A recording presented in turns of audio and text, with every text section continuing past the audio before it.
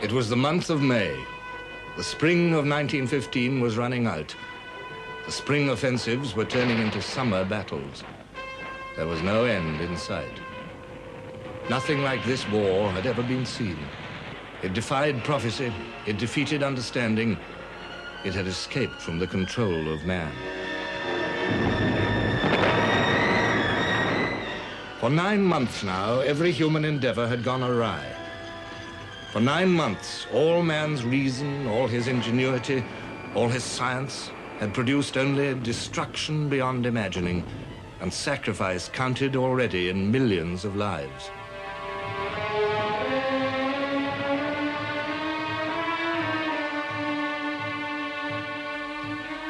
A 1,000 years of civilization seemed to be visibly crumbling.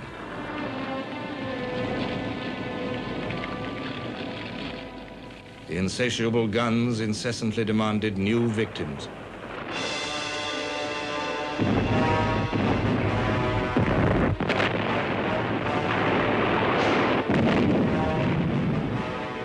At sea, underwater weapons struck at the roots of a sailor's courage. On land, the coming of gas, poisoning the very air that men breathed, seemed to reduce to nothing the virtues of bravery, enterprise, and skill. Not only the soldiers awaiting the dire chances of each day in their squalid trenches felt the war's impact. It reached into every village and street with its demands for guns, for shells, for men. It uprooted tradition. It brought pain, hardship, opportunity, above all, change. Now, Britain's years of tranquil security were over. The awakening of the British people was abrupt and brutal. It first took the form of scandal, a munitions scandal, when the news broke of the Army's desperate shortage of shells. The Times quoted Sir John French, Commander-in-Chief of the British Expeditionary Force, saying, "The want of an unlimited supply of high explosive was a fatal bar to our success."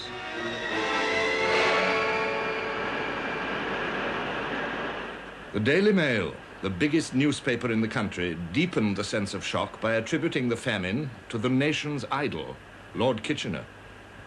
This was sacrilege, yet the British were becoming uneasy. For months, the best of their manhood had been pouring into the recruiting offices. It was Kitchener's own summons they had been obeying. The towering hero of legend, K of K, Kitchener of Khartoum. Surely Lord Kitchener could not have sent the army into battle without shells. The shell scandal was only part of a deeper unease about the whole conduct of the war. Lloyd George, Chancellor of the Exchequer, wrote, "There was a sense of revolt against the attitude of the government and what was regarded as its leisurely and take-for-granted attitude in dealing with vitally serious matters, matters of life and death to the whole of the Allies, to the British Empire, and to hundreds of thousands of gallant young men who had offered their lives to their country."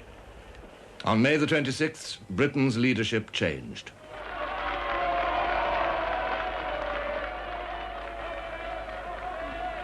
Asquith remained, but his government was now a coalition of Liberals, Conservatives, and Labour. And there was another innovation. The Prime Minister has decided that a new department shall be created to be called the Ministry of Munitions, charged with organising the supply of munitions of war. Mr. Lloyd George has undertaken the formulation and direction of this department. For a moment, the mood of 1914 was displayed once more amid the facts of 1915. Italy declared war on Austria, and crowds packed the streets of London to celebrate and to cheer Italians going home to join up. Cheering was not enough. Within 5 days of his appointment, Lloyd George was rousing the nation to face reality. "We are fighting against the best organized community in the world. The best organized whether for war or for peace. And we have been employing too much the haphazard go-as-you-please methods, which, believe me, would not have enabled us to maintain our place as a nation, even in peace, much longer. The nation now needs all the machinery that is capable of being used for turning out munitions or equipment, all the skill that is available for that purpose, all the industry, all the labor, and all the strength, power, and resource of everyone to the utmost. War had outgrown battlefields. It had become the test of a nation's technology.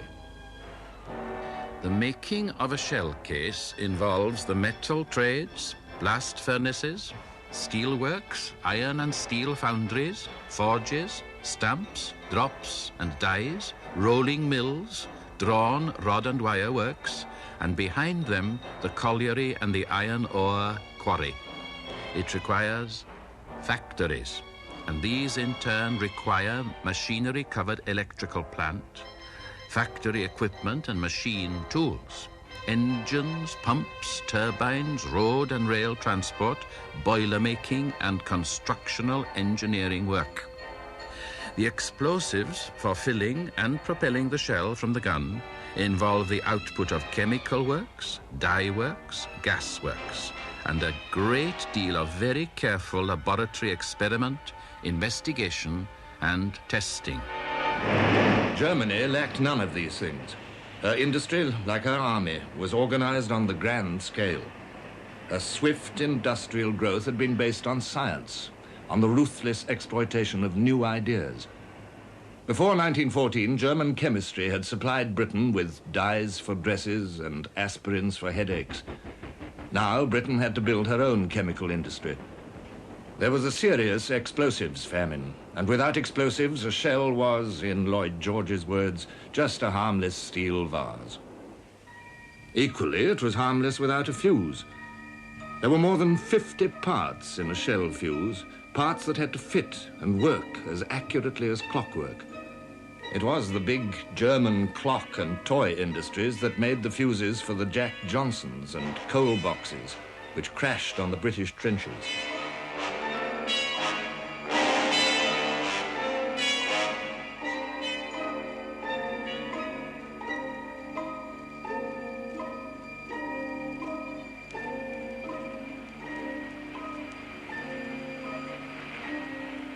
But in Britain, industries capable of mass-producing fuses were few, and too much of her equipment was out of date. While Kitchener recruited the new armies, Lloyd George began to create new industries. On May the 27th, he walked into his office at the Ministry of Munitions to attack his colossal task. There was a table. I forget whether there were 1 or 2 chairs, but by the orders of the Board of Works, there was no carpet. I believe I had a greater struggle over getting a carpet than I had over getting £50 million for munitions. I said to my assistant, "Look at that table. Look at those 2 chairs." "Yes," he said. "What is the matter with them?"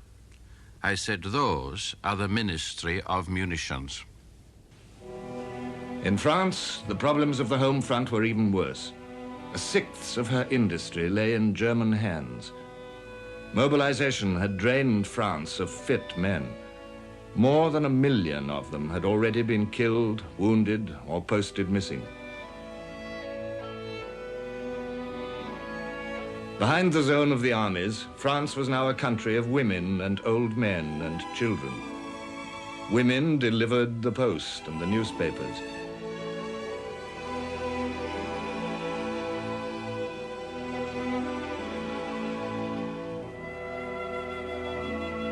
They drove the massive machines that watered the Paris streets and laid the summer dust and swept its ancient gutters free of refuse.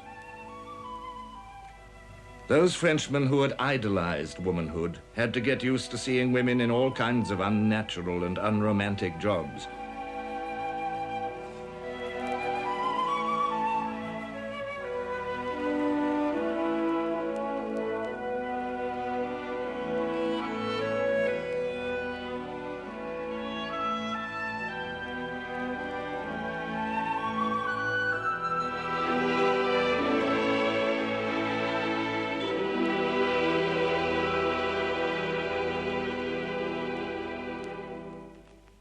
The women of France farmed the rich soil with the same love as their menfolk, but they could not supply the same strength and skill.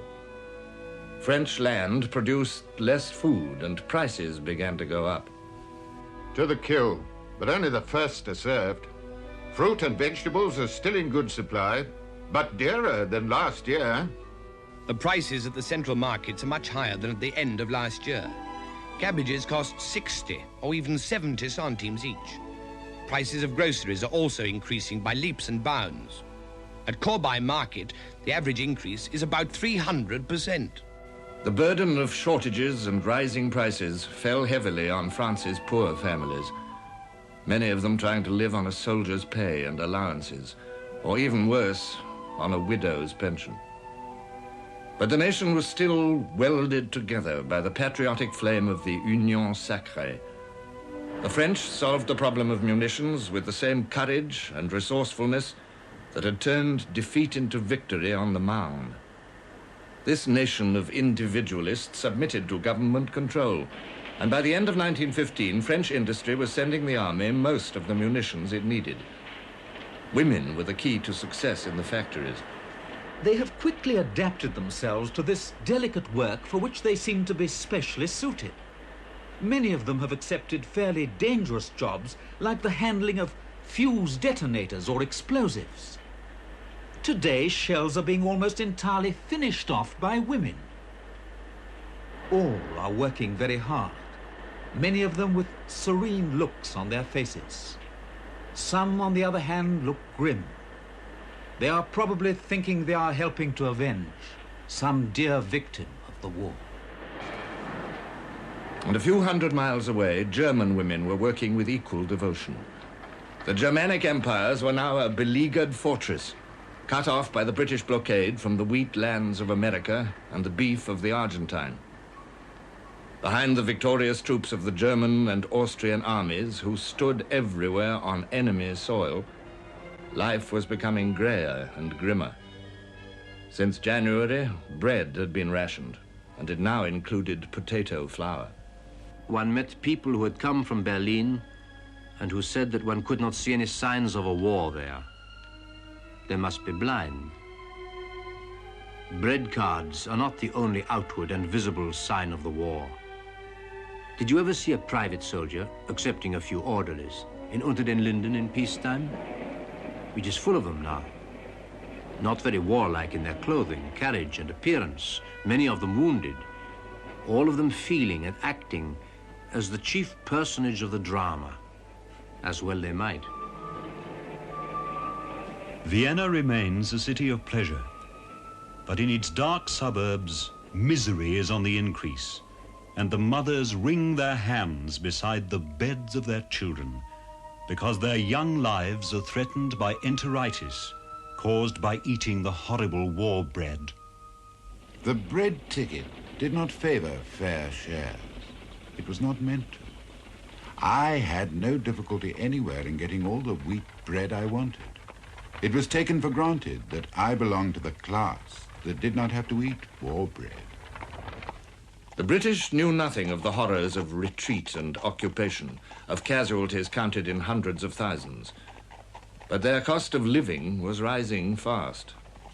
Bread last year was 2.3 farthings, and is now 4 halfpenny the £2 loaf. The price of meat for baking had doubled in price. That of the cheapest cuts for boiling had trebled. I hardly know how to make ends meet. I have 5 children, and am expecting another in June. We're eating less, and have pawned many things to make up the difference between prices before the war and now. But that can't go on. In Britain, too, the burden of the war was falling most heavily on the poor, and the poor included the families of serving soldiers. Times was very, very hard, and I only had 12 and 6 a week, and therefore I couldn't go out and spend like anyone else. And I used to sit at night and try to do a bit of reading or a bit of sewing with my hands to pass the time away like that. But it was very, very hard, and my times would wonder what he was doing or if he was thinking about me. and wondering how he was going on, when I should see him again, and all things like that. A private's pay was small. So were the allowances for a wife and children. Any official delay in payment meant a trip to the pawn shop.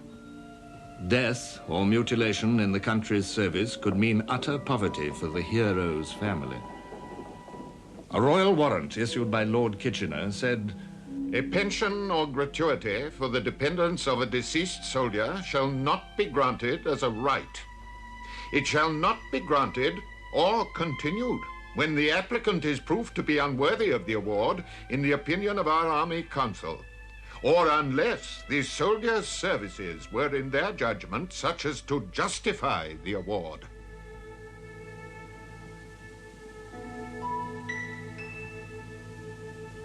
To the middle and upper classes in Britain, the war was still something to read about in the newspapers or on a poster.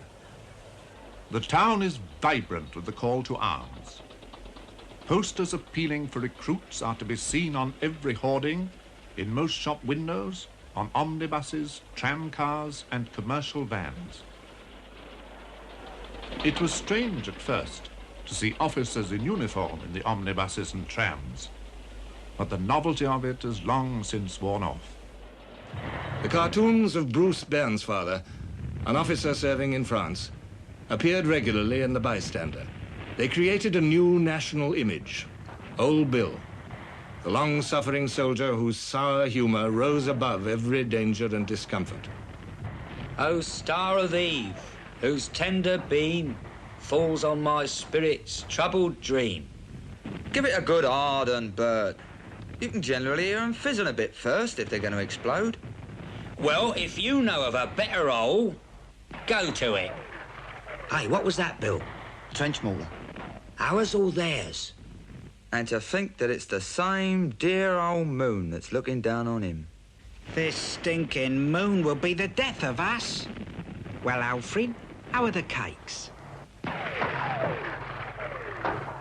As Old Bill bestowed his advice on young Bert, the newcomer, the more frightening the danger, the funnier the joke became. Even soldiers laughed at these cartoons. People at home found them very reassuring. The reality was a long way away. They hadn't any conception of what it was like. And on occasions when I did talk about it, my father would argue points of fact that he couldn't possibly have known about because he wasn't there. And that, I think, was probably the general sort of approach and air of the public at large. They didn't know. They hadn't any conception, and how could they?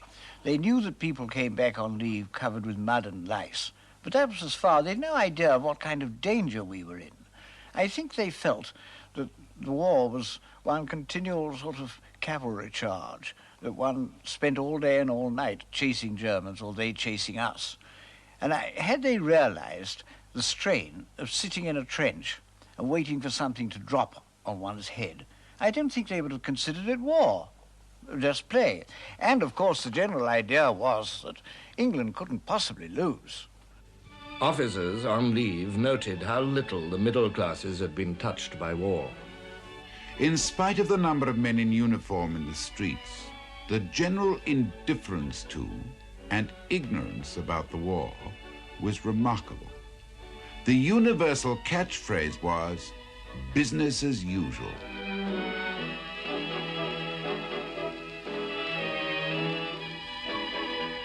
Against this background of business as usual, Lloyd George toured the country to see conditions for himself and to drive forward the industrial revolution which would give the troops the shells and guns they needed. He used all his personal magic, all his ruthlessness. In 1915, I drove Mr. Lloyd George, when he was Minister of Munitions, on his munition tour of Wales, going from town to town. And when we arrived at Newport in Monmouthshire, just as he got out of the car, someone in the crowd shouted out, "Why don't you send out some guns?" Instantly he replied, "Why don't you come and help?" While Lloyd George was touring the country, inspecting, persuading, energizing, The mood of the British was changing. They were becoming grimmer, more bitterly resolved to strike Germany down, no matter what the cost. The violence of war had begun to touch them, too.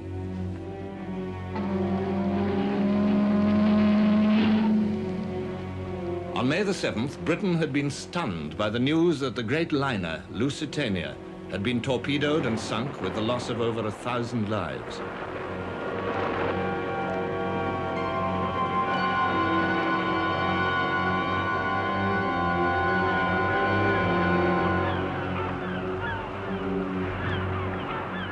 Then the survivors arrived at Liverpool with stories of the ship's last moments. There was a dull, thud-like, not very loud, but unmistakable explosion. As I ran up the stairs, the boat was already heeling over. Just after I reached the deck, a stream of steerage passengers came rushing up from below and fought their way into the boat nearest us. They were white-faced and terrified. I think they were shrieking. There was no kind of order. The strongest got there first. The weak were pushed aside. No children could have lived in that throng. A mass grave was dug for the victims in the Irish town of Cork, and indignation at this apparent act of German frightfulness flared across the country.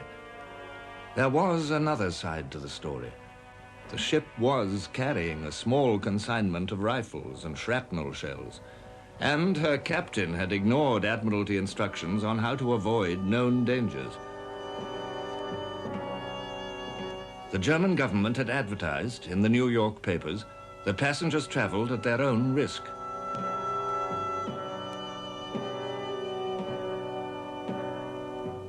Nevertheless, anti-German riots exploded in the big industrial towns. Any shop with a German-sounding name was good for looting and smashing.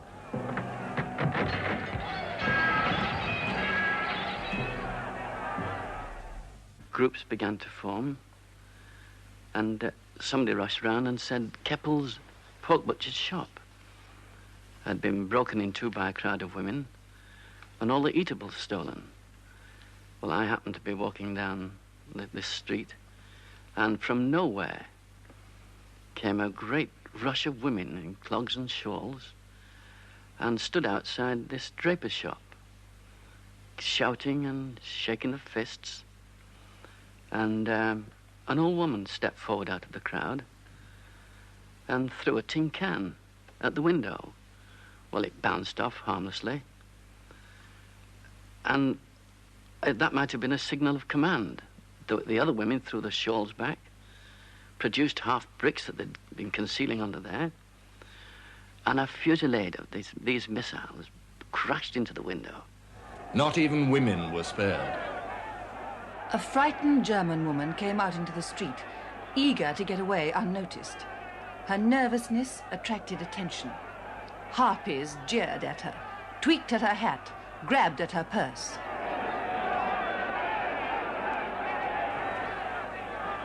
Air raids sharpened the bitter hatred of the home fronts towards the enemy. For the first time in history, bombing from the air placed under fire the populations of cities far from the battlefield. Women and children were being killed, French, German, and now British. The Zeppelins first came to England on the 19th of January, 1915. On the 31st of May, they bombed London, capital of the empire, for the first time.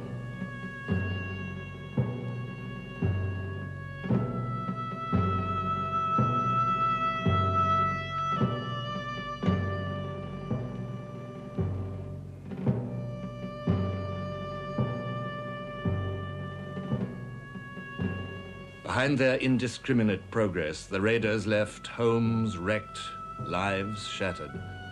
The word non-combatant had lost its meaning. The rage against Germans mounted, even those who were long naturalized British subjects. A hate campaign was deliberately worked up by John Bull, the magazine with the largest circulation in the country. By this time, we begin to know our Hun. The Hun is always the same. Yes, always the true son of Cain, the man of blood. Though his skin is white, his heart is black. every employee of the state, in government or in the services, of German birth or parentage, should be forced to resign. The innocent must suffer with the guilty. In every country at war, hatred like this seemed natural, even reasonable.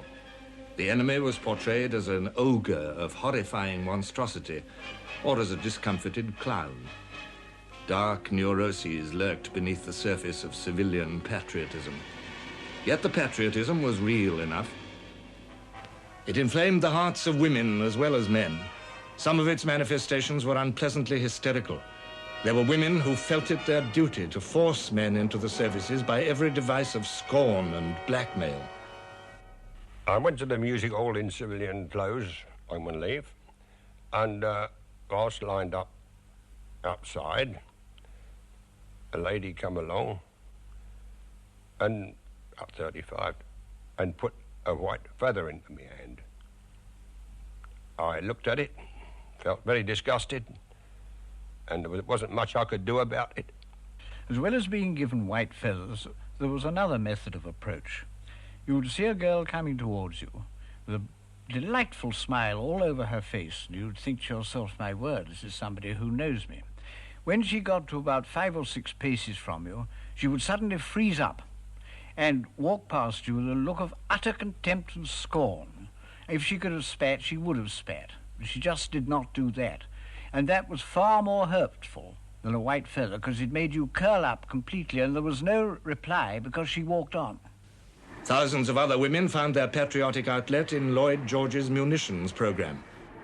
These girls were drawn from domestic service, mills, and shops mostly. A lot of very young girls there, and young married women who had come principally to help keep their homes together when their husbands were away, and also many of them felt that they were helping the war effort very much. In Britain, more and more women took over from men as this industrial revolution gathered speed. By the end of 1915, there were 73 national munitions factories, as well as the armaments firms and all the privately owned industries converted to war work. American machines and British improvisation were the tools with which Lloyd George achieved success. The skilled craftsman gave way to the machine minder. Victorian methods gave way to mass production. In the closing months of 1915, the national factories' combined output was 200,000 shells, nearly all of the lighter natures. In the following year, 1916, their total output was nearly 7 million, more than half of which was medium and heavy shell. Not only in munitions did women take over more and more jobs that had always been traditionally a man's. They repaired gas holders. They shoveled coal into the retorts that made the gas. Heavy work, hot and dirty. She's a lassie from Lancashire, just a lassie from Lancashire. She's a lassie I love so dear. The first women conductors appeared on buses and trams. Though she dresses in clothes. Middle-class girls, too, left their sheltered life in the home and went to work as clerks in offices or became nurses. For women, the war marked a social revolution. While, while you kiss me sad adieu, when the clouds roll by, I'll come to you. Then the skies will seem more blue down in Lover's Lane, my dearie. Wedding bells will... It was terribly hard, terribly monotonous, but we had a purpose, and we meant to do that work, and we did. There wasn't a drone in the factory, and every girl worked and worked and worked. I didn't hear one grumble, and I hardly ever heard or knew of one that stayed out, because she had her man in mind, and we all had. I myself was working with sailors' wives from the 3 ships that sank, Abuka, Cressy, Hogue, and it was pitiful to see them. If anyone had a letter from France, we just read it, and we got to know all the girls' sweethearts or husbands. We got to know all their Christian names. And when we used to go into the factory in the morning, how's Tommy? How's Dick? How's so-and-so? Have you heard from him? And of course, some would shed a tear and say they hadn't, which meant what had happened to them. Wages were good, and some of the public resented this. They thought the girls in munitions were getting above themselves, forgetting their place. We as munition workers were heartily disliked by the general public. You'll go down the street, and people would look at you and say, "Huh, one of those munition workers." Anything derogatory that could be said about you was said about you. It was very uncomfortable sometimes. And I think, as a general rule, the idea was that you made such enormous amounts of money and other people didn't. The most dangerous work of all was filling the shelves with explosive, or making the explosive itself. The clothing we wore was fireproof, the shoes was fireproof, and every time we went out to a meal, we had to take all our fireproof clothing off and put on our outdoor clothing, which took time from our dinner hour. And again, we were searched when we returned in case of cigarettes, matches, or pins, etc. Once or twice we heard, "Oh, so-and-so's gone. Perhaps she'd made a mistake and her eye was out." But there wasn't any big explosion all the time I was there. We sang. We made the little pellets, very innocent-looking little pellets, but had there been the slightest grit in those pellets, goodbye. We got home and we had a lovely good wash. And, believe me, the water was blood red and our skin from then on was perfectly yellow. Right down through the body, legs and toes and toenails even, perfectly yellow. These women were called canaries. Their devotion was essential to the success of Lloyd George's armaments program. Through no fault of their own, they were also the cause of one of Lloyd George's toughest problems in 1915. The men, the trade unions, saw them as a threat to privileges built up painfully over decades and jealously guarded. Unskilled women working machines were a threat to traditional craft skills and methods. They were a threat to the future livelihood of men bargaining with employers who could make huge profits out of the war. The trade unions fought hard against the introduction of unskilled workers. Dilution, it was called. Resolved that we refuse to entertain the proposal to allow the introduction of semi-skilled workers on work now done by fully qualified mechanics. Resolved that no woman shall be put to work a lathe, and if this is done, the men will know how to protect their rights. Each month of 1915, the number of strikes rose, from 47 in February to 63 in May.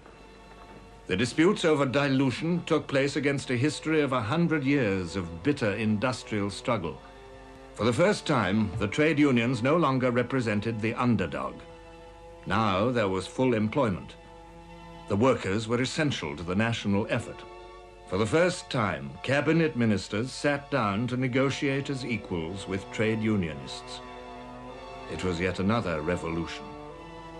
It took a firm government promise that pre-war methods would be restored at the peace, together with an act of parliament controlling the whole field of arms production, including the booming profits, before the trade unions accepted dilution.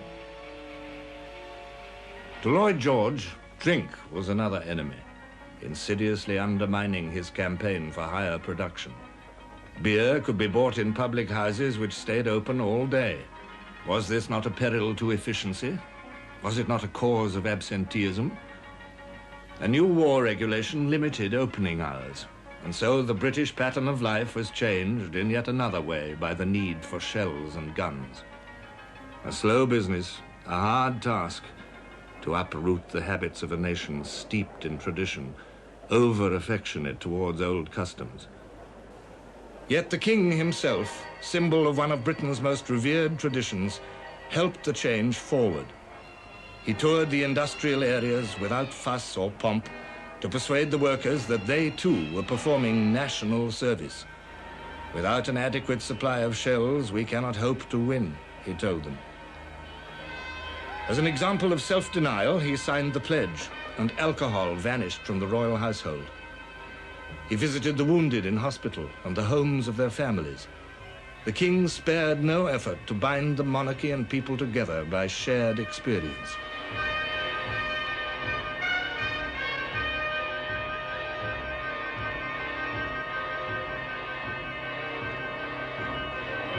But the impatient war was clamorous with needs, and soldiers paid with their lives when design or manufacture faltered. The money was raised by 5 shillings a week for everybody, and then they introduced a bonus system. You filled so many shells, and after that amount had been filled, you got a bonus for how many more you filled. This was a very bad thing, really, because it led to carelessness. People were not careful. The shells would come back to us as either too heavy or too light, and that was, of course, a very bad thing because they might fall short when they were fired. At present, our high explosive for 18-pounders is so unreliable that we cannot use it in large quantities. We have lost 36 guns in a month by premature explosions. This represents the highest percentage of bursts ever suffered by any artillery on both sides in this war. Even by the end of the year, most of the shells issued to the troops were the result of orders placed under the War Office system which Lloyd George had so attacked. A third of them came from American and Canadian factories. Not until 1916 could Lloyd George's colossal program produce war material in overflowing abundance. Nevertheless, the British were rousing themselves, flexing their dormant muscles. Civilians and soldiers, industrial as well as military might, the Allies were moving into total war.